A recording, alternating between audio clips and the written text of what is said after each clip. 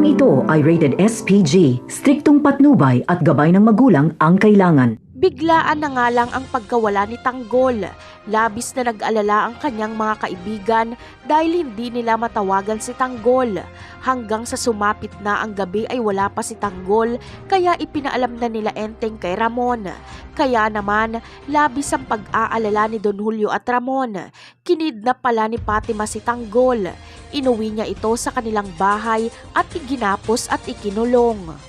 Mamaya-maya pa ay tumawag na nga kay Ramon si Paeng para ipatubos si Tanggol ng 30 milyon.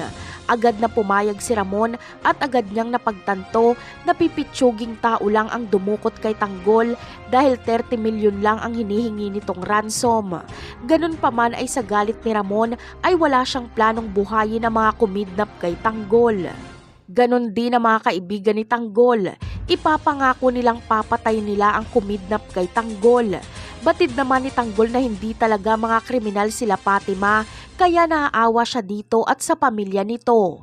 Alam kasi ni Tanggol na tuso si Ramon, kaya alam niyang uubusin nila sila Fatima.